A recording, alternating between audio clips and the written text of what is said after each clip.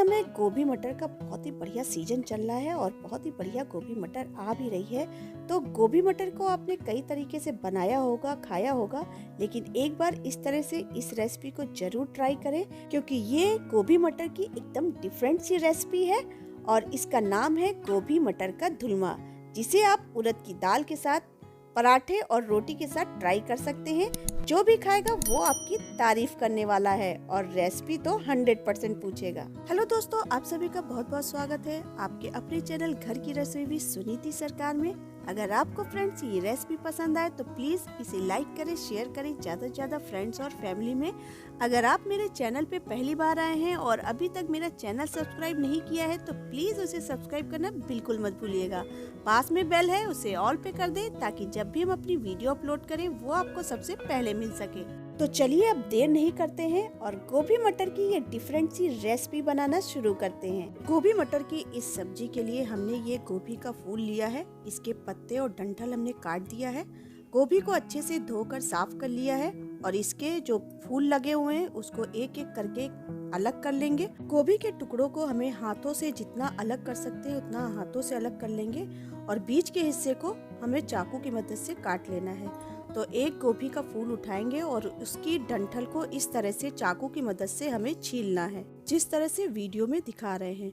इस तरह से अगर आप कोई और भी गोभी की रेसिपी बनाना चाहते हैं तो इस तरह से डंठल को अगर आप छील लेते हैं तो गोभी बहुत ही ज्यादा लाजवाब बनेगी और पकेगी तो बिल्कुल हलवे की तरह। तो ये लीजिए, गोभी का एक फूल अच्छे से छिल गया है, उसकी डंठल को हमने छील दिया है। ठीक उसी तरह से दूसरे को भी हम आपको छील कर दिखा रहे हैं कि किस तरह से हमें डंठल को छीलना है। इस तरह से हमें सारी गोभी के फूल को छील लेना है। तो ये लीजिए, दूसरे फूल की भी डंठल छिल गई है। तो इसी तरह से हमने सारे फूलों की डंठल को छील कर तैयार कर लिया है। तो अब चलते हैं दूसरे प्रोसेस की तरफ। गोभी के फूलों की डंठल को छीलने के बाद अब फिर से एक गोभी का फूल उठाएंगे और चाकू की मदद से डंठल में 2 बार एक तरफ और फिर 2 बार दूसरी तरफ से बारीक भागों में बांट लेंगे और चाकू की मदद से उसकी डंठल को बारीक बारीक काट लेंगे, जिस तरह से सेव के लिए प्याज को काटते हैं। अगर आपको इंग्रेडिएंट्स के बारे में जानना है तो आप डिस्क्रिप्शन में चेक कर सकते हैं। गोभी के फूल में जहाँ तक डंठल लगी होती है वहाँ तक हमें नीचे तक एकदम डंठल को काटना है। बस फूल जुड़ा होना चाहिए, उतना तक हमें डंठल को अलग करना है। साथ में ही फूलों को चेक भी करना है कहीं फूल खराब तो नहीं है। और चेक करने के बाद डंठल को इस तरह से हम आपको पास से भी दिखा रहे हैं, इस तरह से हमें डंठल को बारीक भागों में बांट लेना है और फिर छोटे छोटे पीसेस में इसको हमें कट कर लेना है। गोभी के फूल की डंठल ये देखिए हमें यहाँ तक कट करना है। ये देखिए एकदम पास से हम आपको दिखा रहे हैं, इस जगह तक हमें डंठल को काटना है। तो ये लीजिए, गोभी तो कटकर तैयार हो गई है, इसको रख देते हैं साइड में। और ये हमने आधा किलो मटर को छील लिया है। तो गोभी मटर की सब्जी के लिए ये आधा किलो मटर, हमने एक गोभी के साथ आधा किलो मटर ली है। और गोभी की जो डंठल हमने काट के अलग किया था उस डंठल को छील लेते हैं। तो इस तरह से डंठल के ऊपर के भाग को छीलकर अलग कर देंगे, फेंक देंगे। और इस गोभी को भी हमें जिस तरह से हमने डंठल को बारीक काटा है ठीक उसी तरह से इस गोभी की डंठल को भी हमें बारीक काट लेना है। गोभी के डंठल को अगर आप बारीक नहीं काटना चाहते हैं तो छोटे छोटे पीसेस में भी इसको आप काट सकते हैं। तो ये देखिए फ्रेंड्स, गोभी के डंठल की आप इस तरह से पीसेस भी कट करके रख सकते हैं। गोभी कटकर तैयार हो गई है। तो हमने एक बर्तन में थोड़ा सा पानी गरम किया था, अच्छे से पानी गरम हो गया है। तो गरम हुआ पानी हमने गोभी में डाल दिया है और 1 टीस्पून इसमें नमक डालेंगे और चम्मच की मदद से इसको हम अच्छे से चला देंगे ताकि नमक अच्छे से गोभी में मिक्स हो जाए। कटी हुई गोभी में अगर गरम खौलता हुआ पानी डालते हैं तो गोभी बहुत ही अच्छे से अंदर तक साफ हो जाती है और गोभी में जो हल्की सी स्मेल आती है वो भी चली जाती है। तो अब चलते हैं मसाले की तैयारी कर लेते हैं। तो मसाले की तैयारी के लिए हमने ये 2 मीडियम साइज के प्याज लिए हैं, इसको रफली चॉप कर लिया है। छोटा सा टुकड़ा हमने अदरक का लिया है और 5-6 कलियां हमने लहसुन की ली है। इन सभी को मिक्सी जार में डाल लेंगे और मिक्सी जार में डालने के बाद इसका एक पेस्ट तैयार कर लेंगे। तो ये लीजिए, अदरक लहसुन प्याज का पेस्ट बनकर तैयार हो गया है। तो इसको रख देते हैं साइड में। गैस ऑन करके हमने ये कढ़ाई चढ़ाई है, उसमें 4 टेबल स्पून भर के हमने मस्टर्ड ऑयल डाला है। तो ये लीजिए, ऑयल अच्छे से गर्म हो गया है। तो गैस की फ्लेम को सिम कर दें और छोटा सा टुकड़ा दालचीनी का डालें।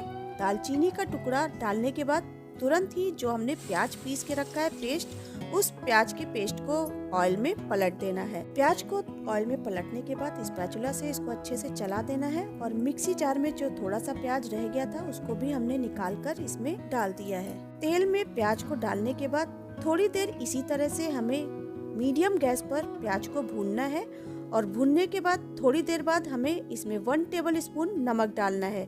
नमक आप अपने टेस्ट अनुसार, जिस तरह का नमक आप कम या ज़्यादा पसंद करते हो उस तरह से आप नमक डाल सकते हैं। तो प्याज को हमें थोड़ी देर इसी तरह से भूनना है, क्योंकि इस तरह से अगर प्याज को थोड़ी देर भून लेते हैं तो इससे बहुत ही जल्दी मसाला भूनकर तैयार होता है।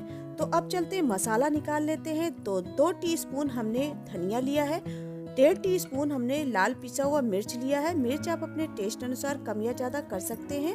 और 1 टीस्पून हमने हल्दी पाउडर लिया है, 1.5 टीस्पून हमने गरम मसाला लिया है और 1/2 टीस्पून कुटी हुई लाल मिर्च ली है। इसको भी उसी मसाले में मिक्स कर लेंगे।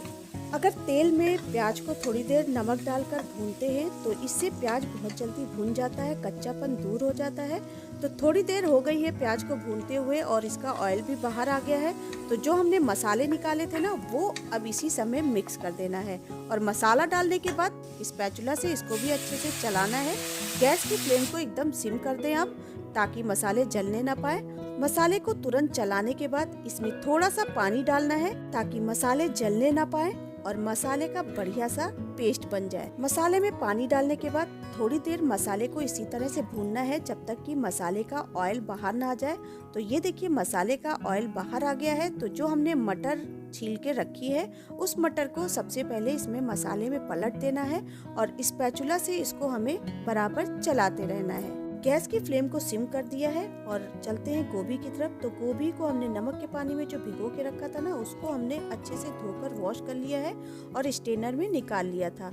तो अब गोभी को, धुली हुई गोभी को इसी मसाले में पलट देंगे। गोभी को मसाले में पलटने के बाद स्पैचुला से इसको भी मसाले के साथ एकदम अच्छे से मिक्स कर देंगे, चला देंगे। हमारे घर में सभी को गोभी मटर का हलवा बहुत ही ज्यादा पसंद है और ये पूरी के साथ और रोटी और उड़द की दाल के साथ बहुत ही ज्यादा पसंद किया जाता है। तो ये लीजिए गोभी मटर अच्छे से मसाले में मिक्स हो गई है। तो गैस की फ्लेम को सिम कर देंगे और सिम करने के बाद लिड से सब्जी को कवर कर देंगे। यकीन मानिए ये गोभी मटर की रेसिपी बहुत ही ज्यादा टेस्टी और बहुत ही ज्यादा स्वादिष्ट है।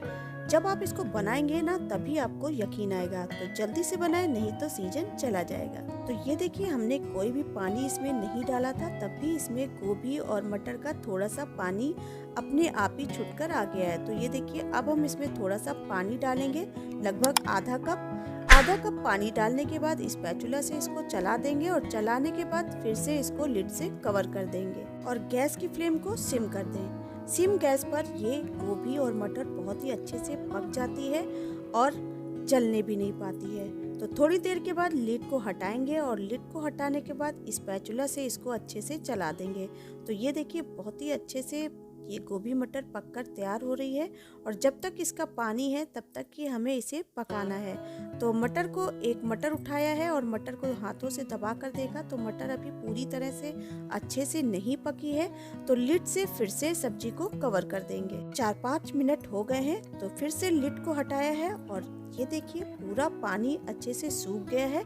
तो स्पैचुला से इसे हमें चलाना है और अब हमें इसे लिड से कवर नहीं करना है। तो ये देखिए मटर भी अच्छे से पक गई है। तो सिम गैस पर सब्जी को थोड़ी देर स्पैचुला से चलाते हुए इसी तरह से भूनना है। इस तरह से थोड़ी देर सब्जी को भूनने से सब्जी का टेस्ट बहुत ही ज्यादा बढ़ जाता है। तो अब हम इसमें डालेंगे धनिया। जो हमने बारीक धनिया काट के रखी है उस धनिया को इसी समय डाल देना है और स्पैचुला से इसको भी अच्छे से मिक्स कर देना है। सब्जी में धनिया डालने के बाद इसको भी थोड़ी देर इसी तरह से पकाना है, भूनना है, ताकि धनिया की जो महक है वो सब्जी में अच्छे से मिक्स हो जाए। कोई भी सूखी सब्जी अगर आप बना रहे हैं और उसे थोड़ी देर ढक कर पकाएं और बाद में लास्ट में उसे थोड़ी देर भूनते हैं ना, तो इससे सब्जी बहुत ही ज्यादा टेस्टी बनती है। तो 2 हरे मिर्चे लिए हमने, उसको बीच से काट लिया है और इसको इस समय सब्जी में डालकर स्पैचुला से चला देंगे। तो ये लीजिए गोभी मटर का धुलवा बनकर तैयार हो गया है। तो गैस की फ्लेम को हमने बंद कर देना है और अब चलते हैं सर्विंग बाउल में इसे सर्व करने के लिए। गोभी मटर की ये बेहतरीन सी एकदम डिफरेंट सी रेसिपी एक बार आप जरूर ट्राई करें। यकीन मानिए जो भी खाएगा वो खाता ही चला जाएगा। आप इसे चाहे दाल चावल के साथ, पराठे के साथ, पूरी के साथ, किसी भी चीज के साथ इस सब्जी को आप ट्राई कर सकते हैं और इसका लुत्फ उठा सकते हैं। तो ये रेसिपी फ्रेंड्स आपको कैसी लगी कमेंट बॉक्स में लिखकर मुझे जरूर बताएं कि ये गोभी मटर का दुलवा आपको कैसा लगा। तो ये गोभी मटर की सब्जी देखकर आ गया ना आपके मुंह में पानी? तो ये रेसिपी आप कब ट्राई कर रहे हैं?